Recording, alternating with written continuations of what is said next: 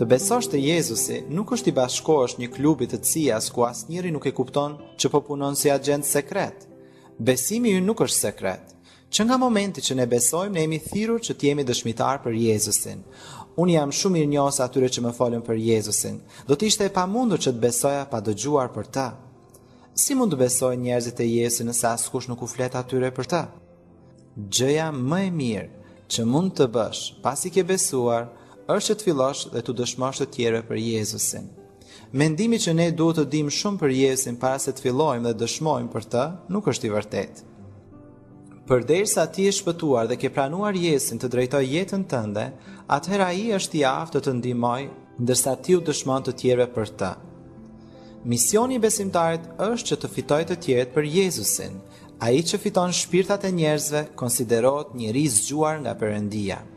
Arti të fituar të shpirtrave për Jezusin është më i neglizhuar në trupin e Krishtit sot. Ti mund veprosh ndryshe. Mos ju bashkangjit statistikës së krishterëve të fjetur, që asnjëherë nuk flasin për besimin e tyre. Dëshmo sa herë që ke mundësi me veprat e tua dhe me fjalët e tua. Bëj një kurs mbi ungjillizimin dhe mëso si ta ndash ungjillin. Rri me ata që janë të zjarrt për të fituar të tjerët për Krishtin. Nëse rri afër zjarrit, do ta kesh zemrën të ngrohtë. S'ka asgjë që sjell më shumë gëzim në zemrën e Perëndisë se sa kur një mëkatar kthehet tek ai. Në fakt, në shkrim ne shikojmë se festa në qiell është pikërisht për këtë arsye, që një mëkatar u kthye te Perëndia. Le të ketë sa më shumë festa të tilla në qiell. Ti mund ta bësh këtë gjë. Ti mund të flasësh për Jezusin. Ai është në ty dhe me ty përmes frymës së shenjtë. Ti nuk je vetëm. Njerëzve të parë që u kanë folur për besimin tim ka qenë familja ime. A ka qenë e lehtë? Jo, nuk ka qenë e lehtë, për shkak të reagimit të tyre, por Jezusi ishte me mua për të më dhënë forcë. Pastaj grupi tjetër që duhet të dëshmosh është shoqëria jote. Disa shokë do të largohen nga jeta juaj nëse dëgjojnë që keni filluar të besoni te Jezusi. Por Perëndia ka shokë dhe shoqe të reja për ty, që do të jenë shumë më të mirë se ata që largohen nga ti për shkak të besimit. Miqtë e mi tani janë shumë më të mirë se ata që kanë pasur në botë. As që mund të krahasohen me ta. Grupi tjetër që duhet të dëshmosh janë njerëzit me të cilët punon. Edhe këtu ka vend për dëshmi. Dëshmia më e mirë në vendin e punës është kur ti e bën punën me cilësi. Disa besimtarë kanë dëshmi të dobët në punë për shkak se nuk punojnë siç duhet dhe largojnë të tjerët nga Krishti me dëshminë e tyre. Ky është mëkat i madh. Nëse të jepet mundësia të ndash ungjillin në punë, shfrytëzohet me mençuri. Po nëse je i parregullt në punë dhe nuk kryen ato që t'janë caktuar, mos u lodh të flasësh, sepse Perëndia nuk do të mbështesë dëshminë tënde. Do të jenë fjalë, por pa frymën e Zotit. Grupi i fundit që duhet të dëshmosh janë ata të panjohur që Perëndia e sjell në jetën tonë. Qoftë komshia ynë, njeriu ulur afër nesh në autobus, shitësit e dyqani i lagjes dhe shumë të tjerë që jetojnë në botën tonë. Dhe në gjithë këtë aventurë për Jezusin, le të mos harrojmë që ndërsa dëshmojmë për të, fryma e shenjtë është ndihmuesi ynë dhe ai që dëshmon së bashku me ne. Ndihma e tij është e padiskutueshme.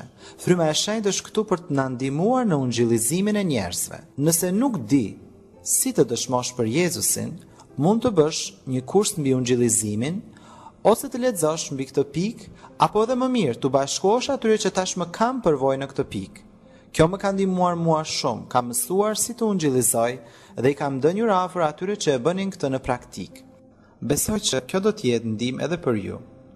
Unë besoj që ky mesazh ju ka ndihmuar. Jam i sigurt që gjithçka që keni dëgjuar ka qenë dobishme për ju, por do t'ju inkurajoja që ta dëgjoni sërish derisa këto këshilla të bëhen pjesë e jetës suaj me Krishtin.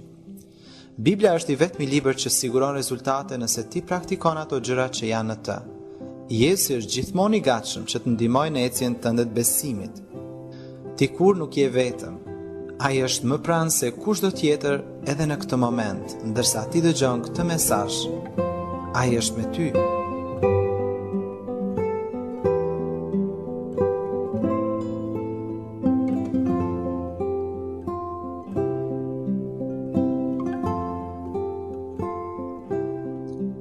Më lejoni që tani ta bëj një lutje për ju para se të përfundoj. Ati im qiellor, të falenderoj për vëllain apo motrën që ka dëgjuar këtë mesazh.